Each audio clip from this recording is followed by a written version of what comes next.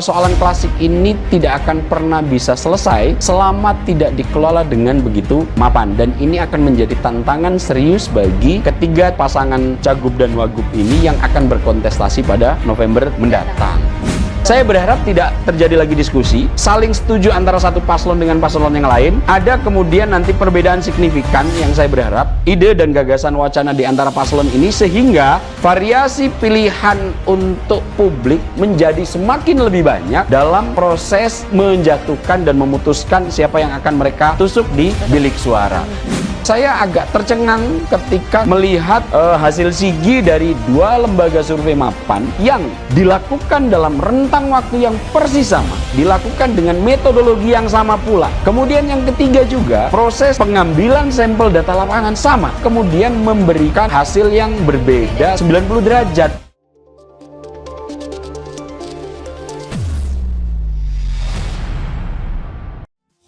Terima kasih Anda masih bersama kami, dan nantinya juga kita akan sama-sama menyaksikan terkait dengan debat kedua Pilkada Jakarta 2024, dan telah hadir bersama kami Direktur Eksekutif Skala Survei Indonesia, ada Bang Aap. Selamat malam Bang Aap. Selamat malam Mbak Festi, Mbak Tiara. Sehat? Sehat, alhamdulillah. Bang Aap, sebelumnya terima kasih banyak telah berkenan untuk hadir bersama kami di Sinpo TV untuk kita bersama-sama melihat kembali terkait jalannya ataupun proses dari debat Pilkada 2024 seperti itu. Ini kita akan mengangkat ataupun kita lihat ini mengangkat tema terkait dengan ekonomi dan juga kesejahteraan sosial. Bagaimana Bang Aap bisa melihat ini terkait dengan elaborasi seperti apa sih kira-kira nantinya? Ya Mbak Festi, salah satu isu terpenting dari wilayah perkotaan, apalagi untuk Jakarta yang saat ini sudah mencanangkan diri agar bisa menjadi kota global, serta kota aglomerasi, maka salah satu isu pentingnya adalah terkait kesenjangan ekonomi dan sosial. Saya bisa memahami kenapa kemudian tema ini dipilih oleh KPU, karena memang proses ketimpangan ekonomi dan sosial ini menjadi masalah klasik yang selalu akan dihadapi oleh wilayah perkotaan, apalagi wilayah yang saat ini Jakarta mencanangkan diri akan menjadi kota global dan kota aglomerasi. Kenapa kemudian kesenjangan ekonomi dan politik, kesenjangan ekonomi dan sosial ini penting untuk dibahas? Karena memang persoalan klasik ini tidak akan pernah bisa selesai selama tidak dikelola dengan begitu mapan, dan ini akan menjadi tantangan serius bagi ketiga Cagup, ketiga calon pasangan Cagup dan Wagub ini yang akan berkontestasi pada November mendatang. Nah, pertanyaan mendasarnya, kenapa ini perlu diurai, perlu didengarkan visi dan misi dari ketiga pasangan calon ini? Karena Jakarta memang cukup lekat dengan persoalan ini. Proses ini perlu dibahas karena adanya peristiwa gentrifikasi. Apa itu gentrifikasi?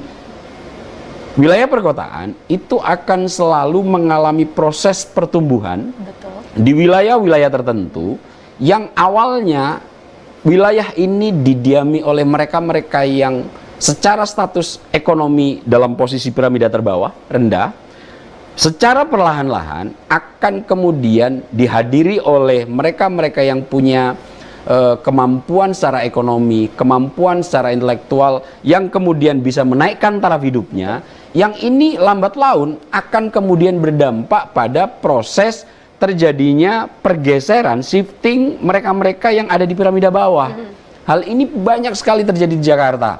Kita sebut aja wilayah saat ini beberapa yang menjadi sentral dengan harga properti paling mahal, Mega Kuningan misalnya.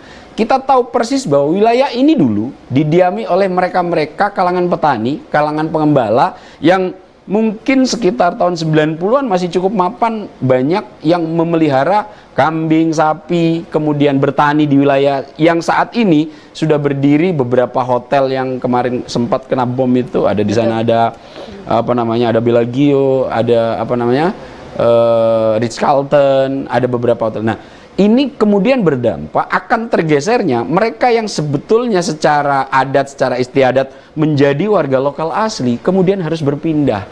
Nah, tentu ini akan membawa akses cukup luar biasa terkait dengan akses pendidikan, akses kesehatan, akses ekonomi yang akan mereka jangkau.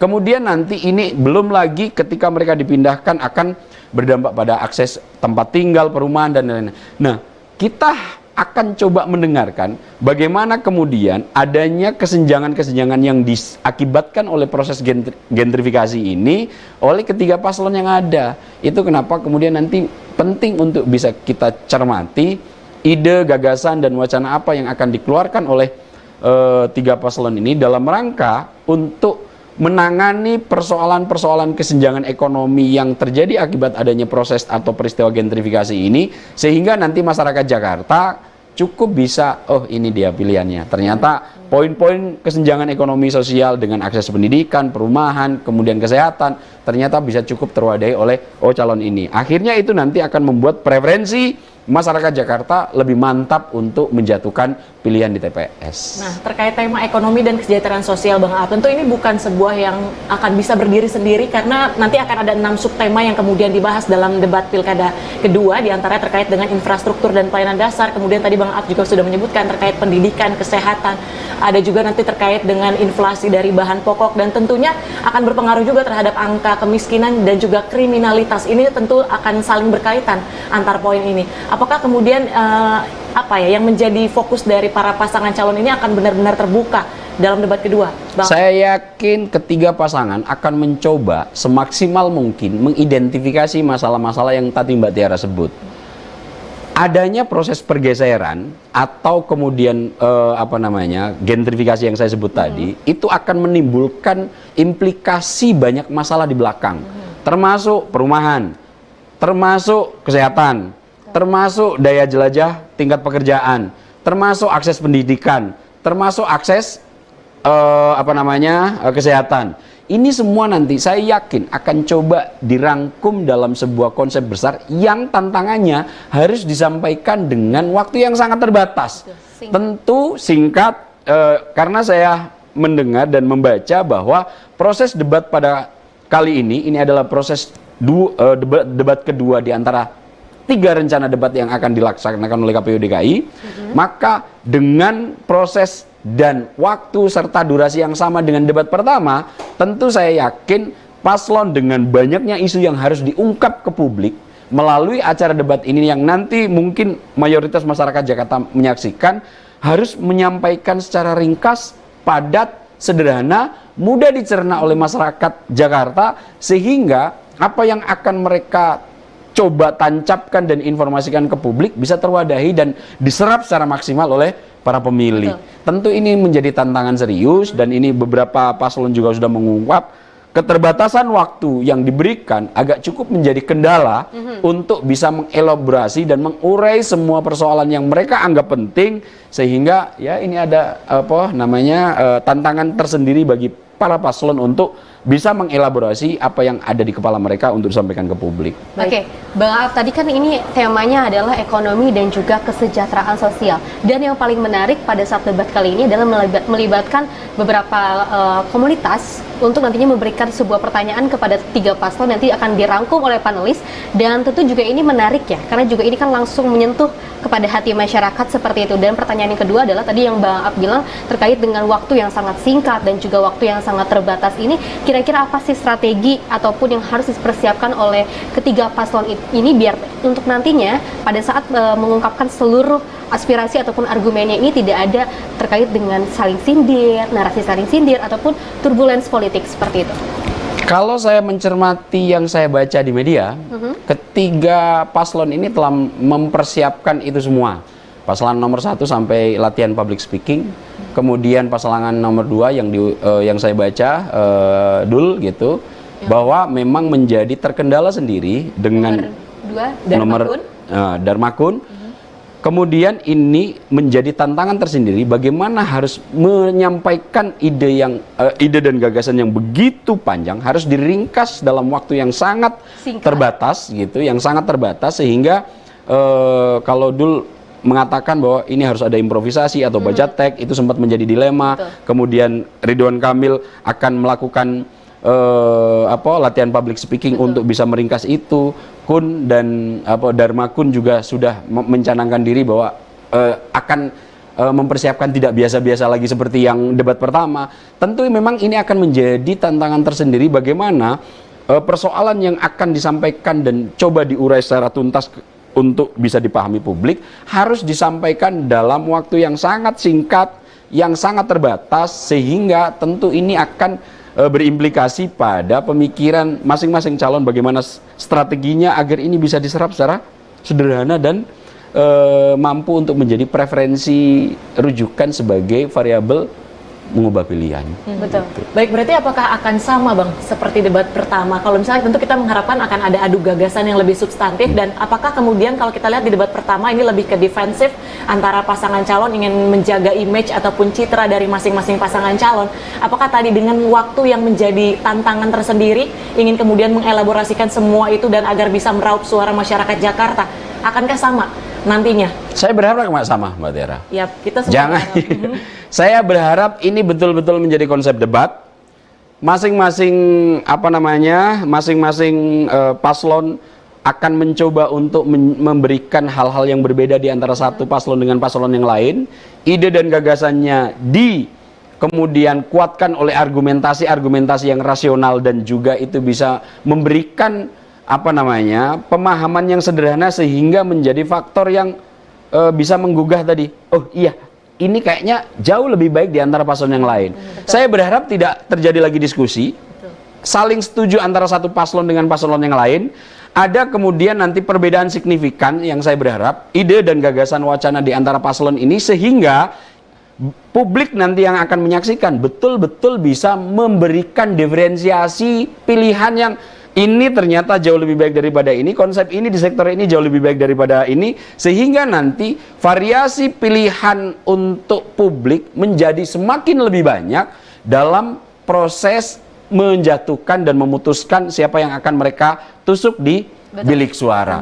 Karena kalau ini tidak segera dilakukan oleh paslon, maka debat ini hanya akan menjadi formalitas, dan yang catatannya kita tahu persis bahwa masyarakat Jakarta mayoritas adalah mereka-mereka yang kalau dikategorikan masuk dalam kategori pemilih-pemilih yang cukup rasional. Hampir 70% akan menjatuhkan putusan pilihannya sejak masa kampanye, tenang, bahkan nanti bisa sampai pada proses pencoblosan dia baru memutuskan. Tentu ini membutuhkan effort tersendiri bagi ketiga paslon untuk benar-benar bisa menyorongkan ide gagasan yang betul-betul bisa menjadi pembeda dan bisa menjadi variabel penjawab persoalan-persoalan yang sedang melingkupi para pemilih. Tentu ini akan menjadi variabel penting. Debat meskipun tidak sangat signifikan sepengalaman saya terlibat dalam Pilkada DKI Jakarta, tapi ini menjadi satu variabel penting sebagai trigger untuk bisa mengubah volatilitas pilihan. Naik turunnya angka elektabilitas sangat dipengaruhi untuk Jakarta ide, gagasan, dan wacana. Ini harus menjadi perhatian serius ketiga paslon dalam melakukan strategi bagaimana mereka mengemas ide gagasan mereka sehingga lebih simpel, lebih sederhana, bisa diserap oleh publik. Oke, berarti memang kalau bisa dari pemaparannya Bang Aap terkait dengan waktu yang sangat terbatas, dari ketiga paslon memang sudah mempersiapkan. Dari pasangan nomor urut 1 sudah berlatih public speaking, apalagi kita melihat dari Suswono juga sudah melihat, karena hal yang paling penting adalah terkait dengan waktu, seperti itu ya. Bang Aap, kita akan lanjut obrolan kita terkait dengan nanti jelang pelaksanaan debat yang kedua, terkait dengan bagaimanakah kemudian kalau misalnya dari pelaksanaan debat pertama, Bang Aap, kita berbicara, kita kilas balik dulu, apakah kemudian itu akan mempengaruhi elektabilitas dari masing-masing pasangan calon? Debat pertama kemarin yang telah kita bahas juga, saya melihat memang tidak ada upaya yang bisa menjadi pembeda antara satu paslon dengan paslon lainnya. Betul. Semua diskusi, saya menyebutnya diskusi ya, seperti diskusi bahwa ketika satu paslon menyampaikan ide, saya setuju, paslon lain juga menyampaikan ide, saya setuju. Satu-satunya mungkin yang menjadi catatan saya di debat pertama, yang itu kemudian agak berbeda, adalah upaya paslon nomor urut 3 yang membawa disabilitas dari Bandung ke Jakarta sebagai upaya kritik dalam tanda kutip kepada kepemimpinan Ridwan Kamil di Bandung. Akan tetapi kemudian itu di-reply dengan cukup simpel oleh Ridwan Kamil bahwa dengan cara minta maaf jika ada kekurangan, dan itu yang mencoba akan diperbaiki lebih lagi ke depannya. Nah, saya melihat memang tidak ada variabel yang cukup signifikan di debat pertama yang itu kemudian bisa menjadi trigger terkait dengan volatilitas tingkat elektoral dari ketiga paslon. Kita tahu bahwa sebelum debat pertama, kalau merujuk hasil survei lembaga-lembaga mapan, tingkat elektoral dari masing-masing paslon yang duduk sebagai pole position adalah Ridwan Kamil Suswono, diikuti dengan Pramono Anung Rano Karno, kemudian di posisi terakhir ada Dharma Kun. Nah, kalau kita lihat juga posisi gap antara yang duduk di pole position dengan nomor urut 2 setelah nomor urut 3, gapnya juga agak cukup tebal. Betul. Gitu. Nah, kemudian saya agak tercengang ketika melihat hasil SIGI dari 2 lembaga survei mapan yang kemudian memberikan hasil yang berbeda 90 derajat gitu. Nomor pertama, lembaga survei Indonesia yang dipimpin oleh Mas Jayadi Hanan mengeluarkan hasil survei di mana saat ini posisi Pramono Anung dan Rano Karno ada di atas. Tingkat elektoralnya di atas Ridwan Kamil Suswono. Betul. Memang tidak terlalu tinggi gapnya,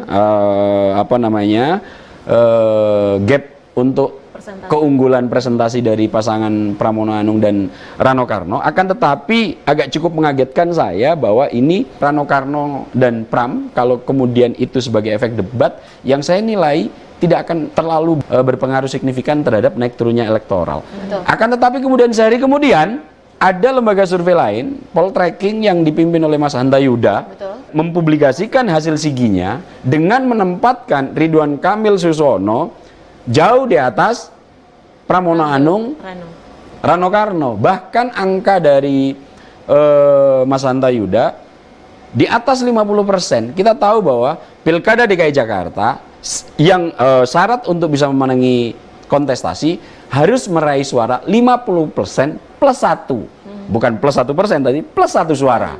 Jadi 50% plus 1 suara. Nah, kalau seandainya kita merujuk pada Hanta Yuda, maka potensi Pilkada DKI Jakarta akan bisa selesai dalam 1 ronde. Akan tetapi kalau merujuk dengan hasil survei lembaga survei Indonesia, tentu potensi Pilkada DKI Jakarta akan dihelat sebanyak 2 ronde. Betul. Akan tetapi saya hanya agak cukup tercengang dan agak cukup heran terhadap hasil SIGI dari 2 lembaga ini yang dilakukan dalam rentang waktu yang persis sama, tanggal 10 sampai 16 untuk Poltreking dan ya saya agak lupa itu, tanggal 10 sampai 16 dan 10-17. Artinya survei ini dilakukan dalam rentang waktu yang sama. Menariknya lagi, survei ini dilakukan dengan metodologi yang sama pula. Dua-duanya menggunakan pendekatan multi-state random sampling. Multi-state random sampling ini adalah saat ini memang disinyalir, dan saya juga sudah berkali-kali mempraktekkan itu, cukup berhasil untuk bisa memotret realitas persepsi publik dalam waktu ketika survei itu dilakukan. Kemudian yang ketiga juga, proses pengambilan sampel data lapangan sama dengan wawancara tatap muka. Mengapa harus ada perbedaan? Nah, ini yang kemudian membuat saya agak cukup tercengang. Saya menyikapi ini ketika ada 2 lembaga SIGI yang dua-duanya melakukan penelitian dalam rentang waktu yang sama, dengan metodologi yang sama, dengan pengumpulan data yang sama, kemudian menghasilkan data yang berbeda, tentu saya bisa mengatakan kemungkinannya adalah nggak mungkin dua-duanya akan benar. Kemungkinannya bisa-bisa dua-duanya salah. Atau salah satu di antara keduanya ada yang benar, ada yang tidak. Iya. Nah, melihat ini saya agak cukup menyayangkan. Tentu hal ini akan sangat semakin menjerambabkan citra lembaga survei yang selama beberapa tahun terakhir sudah mulai agak dipertanyakan oleh publik. Dan ini dilakukan oleh 2 lembaga yang sangat mapan, yang punya reputasi panjang dalam konteks penelitian riset politik di Indonesia, dan kemudian dalam konteks Pilkada di DKI Jakarta mereka bisa melakukan 2 hal yang saling bertentangan 90 derajat. Tentu hal ini menjadi pertanyaan serius bagi saya. Apakah dalam tanda kutip salah satu di antara lembaga ini ada yang menerabas metodologi, atau mereka tidak mumpuni lagi dalam mengumpulkan data lapangan, atau bahkan lebih ekstrim lagi, mereka menjual kehormatannya untuk dapat timbal balik material. Kalau ini dilakukan, tentu ini sangat menyayangkan. Mbak Festi sama Mbak Tiara, saya ini juga salah satu ketua dari Asosiasi Lembaga Riset. Oke. Saya bersyukur Persepi cukup cepat akan merespon ini. Dua lembaga ini akan segera diaudit. Nah, Persepi itu adalah salah satu asosiasi yang dipimpin oleh, kalau nggak salah, Mas Phil Permonte.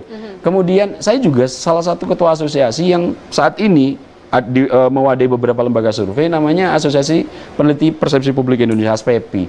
Nah, sebagai pegiat survei, apa yang dilakukan dua lembaga ini, saya meminta dengan total Persepi segera bisa memberikan hukuman yang begitu jelas dan begitu tegas kepada salah satu jika di antara keduanya ini ada yang menerabas metodologi atau bahkan nanti ada tukar guling terkait hasil riset yang dipublikasikan dengan material. Tentu ini akan terus makin menjerambabkan citra lembaga survei sebagai salah satu edukasi publik yang cukup mapan ketika ingin menghadapi realitas yang ada di masyarakat.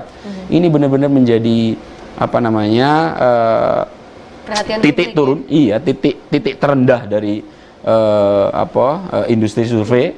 Sekarang sudah menjadi industri, dan tentu saya mengharapkan Persepi sebagai induk yang mewadahi dua lembaga ini melakukan ini dengan transparan, dengan cepat, dan jika memang ada yang melakukan kesalahan di antara keduanya, diberikan sanksi setegas-tegasnya. Baik, berarti audit, kemudian pemeriksaan ini akan juga dilakukan terhadap dua lembaga survei tadi. Dan pertanyaannya Bang, berarti kan ini sebagai sesuatu yang dianggap serius, berarti sebegitu berpengaruhnya kah dengan keberadaan dari lembaga survei terhadap nanti masyarakat untuk memilih dari antara pasangan calon ini, Bang? Dan tadi juga, mohon maaf Bang Aap, tadi juga saya juga sedikit mengutip pemaparan dari Bang Aap terkait dengan menjual kehormatan demi sesuatu seperti itu. Itu bisa dijelaskan nggak Bang Aap? Iya, apa yang dilakukan dua lembaga survei ini sebetulnya dalam beberapa tahun terakhir sudah pernah terjadi. Banyak lembaga survei, kita ingat banget tahun 2014 bagaimana lembaga survei terbelah menjadi dua kubu. Di Quick Count misalnya, Pilpres, yang satu memenangkan paslon yang satu, yang lainnya memenangkan paslon yang lainnya. Yang itu semua dilakukan dalam metodologi yang sama, dengan proses pendekatan ilmiah yang sama. Kenapa kemudian ini bisa jauh berbeda? Setelah ditelusuri, memang ada upaya-upaya penerabasan terhadap metodologi yang dilakukan dengan adanya tukar guling, atau dalam bahasa teorinya disebut rent seeking, pemburu rente, yang dilakukan oleh lembaga survei dan politisi yang bersangkutan. Jadi memang begini ya, saya jelaskan. Lembaga survei itu dalam melakukan perannya akan digumuli oleh tiga kepentingan utama. Pertama, bahwa lembaga survei memang punya kebutuhan untuk tetap bisa survive. Bahwa dia harus menghidupi karyawan, menghidupi operasional kantor, dan lain-lain. Tentu ini harus dilakukan dengan cara apa? Melakukan kegiatan-kegiatan yang ilegal. Misalnya Persepi sendiri sudah membolehkan untuk melakukan kegiatan-kegiatan yang sifatnya ilegal. Nah, untuk bisa survive, lembaga survei tentu butuh klien. Nah, mayoritas kliennya ada di variabel yang kedua, politisi. Karena banyak yang butuh lembaga survei ini adalah para politisi. Nah, lembaga survei yang punya kepentingan untuk tetap bisa survive, kemudian bertemu dengan kepentingan politisi yang kadang-kadang politisi ini punya hukum dalam teori rent seeking itu, dalam teori pemburu rente itu, politisi akan memberikan reward sebesar-besarnya bagi mereka yang memberikan keuntungan, akan memvonis sedalam-dalamnya bagi mereka yang memberikan kerugian, dan membiarkan saja bagi mereka yang tidak memberikan keuntungan dan kerugian. Ini kemudian akan punya pretensi dalam keputusan-keputusan jangka pendek. Nah, jika kepentingan lembaga survei ini untuk bisa survive ketemu dengan kepentingan lembaga politisi yang pola pikirnya adalah jangka pendek, akhirnya tukar guling ini bisa dilakukan. Disinilah kemudian si lembaga survei bisa melakukan istilahnya, tadi sudah saya ceritakan ketika off air sama Mbak Festi, perilaku prostitut gitu. Jadi istilah prostitut itu, Mbak Tiara, berasal dari sejarah di Yunani. Bukan perempuan yang kemudian melakukan hubungan intim dengan lawan jenis yang bukan melalui proses ilegal nikah. Bukan itu prostitusi. Prostitut itu awal mula munculnya adalah ketika orang-orang pinter yang waktu zaman Yunani membela masyarakat yang tanahnya diambil oleh penguasa, penguasanya ini tumbang, kemudian ketika penguasanya ini tumbang ini tentu untuk bisa membuktikan bahwa itu tanahnya untuk bisa diambil kembali, waktu itu belum ada sertifikat. Waktu itu kemampuan untuk membuktikan bahwa tanahnya itu adalah milik yang bersangkutan dengan cara verbatim. Nah, bagi mereka yang tidak bisa membuktikan secara verbatim bahwa tanah itu miliknya, nggak bisa diambil kembali. Nah, ini kemudian orang-orang pinter, Mbak Besti, Mbak Tiara, kemudian menyodorkan diri untuk membantu mereka ini, tapi mereka membantu dengan kualitas intelektualnya harus dikonversi dengan timbal balik materi. Nah, akhirnya dengan peristiwa ini, orang-orang pinter ini yang membantu orang-orang tertindas akan tetapi minta timbal balik jasa dengan uang dan material, ini dimaknai sebagai orang yang menjual kehormatannya, kepintarannya, keahliannya dalam public speaking untuk membantu mereka yang tertindas dengan imbalan uang atau bentuk barang yang lainnya. Inilah yang disebut sebagai menjual kehormatan, dan konsep ini disebut sebagai perilaku prostitut. Perilaku yang menjual kehormatan demi menghasilkan uang. Nah, ini akhirnya dalam lambat laun, siapa yang menjual kehormatannya demi uang disebut sebagai prostitut. Nah, perempuan, salah satu di antara lembaga survei ini adalah melakukan hal itu dong. Nah, saya menengarai perilaku itu akan ada, saya yakin di antara satu dari dua lembaga survei yang sekarang mempublikasikan hasil segini. Tapi ada variabel kedua, apakah itu kemudian karena human error dan lain-lainnya? Tentu sekelas lembaga survei terkait human error nggak mungkin dipublikasikan. Betul. Akan ada check and recheck cukup dalam, sehingga janganlah menjual kehormatan lagi demi pundi-pundi uang yang akan masuk dalam rangka survival tadi di lembaga survei, yang kemudian ini akan mengacaukan persepsi publik, akan menghadirkan ketidakpercayaan lagi terhadap lembaga survei. Karena apa? Tadi sebelum tuntas saya menjelaskan soal ini variabel lembaga survei yang ingin survive ketemu dengan politisi, lembaga survei masih harus diikat dengan prinsip yang ketiga, yaitu adalah value free. Pendekatan ilmiah harus selalu dilandasi dengan bebas nilai. Apa itu bebas nilai? Tidak boleh dipengaruhi oleh pendapat subjektif, pendapat si peneliti, harus apa adanya sesuai dengan data. Tidak boleh dipengaruhi oleh politisi, tidak boleh dipengaruhi oleh apapun yang melingkupinya. Data apa adanya harus dikeluarkan ke publik, analisis yang harus dikeluarkan sesuai dengan data-data empirik yang dikumpulkan di lapangan. Nah, ini semestinya dilakukan oleh lembaga survei dengan tingkat keseimbangan yang mapan. Oke, lembaga survei butuh survive, ketemu dengan politisi yang butuh bantuan. Kemudian value free, prinsip tentang bebas nilai ini yang tidak harus terkungkung total oleh para politisi ini, sehingga lembaga survei akan terus menjadi salah satu institusi yang bisa mencerdaskan publik dan bisa memberikan pencerahan terhadap masyarakat. Baik, keberadaan lembaga survei ini memang berarti dinilai sangat berpengaruh dan sangat penting lagi-lagi untuk mengedukasi tadi masyarakat ya Bang Aap. Kita akan lanjut Bang Aap perbincangan kita dan akan sama-sama juga menyaksikan nanti bagaimana pelaksanaan debat kedua yang akan berlangsung di Beach City International Stadium. Tetaplah bersama kami.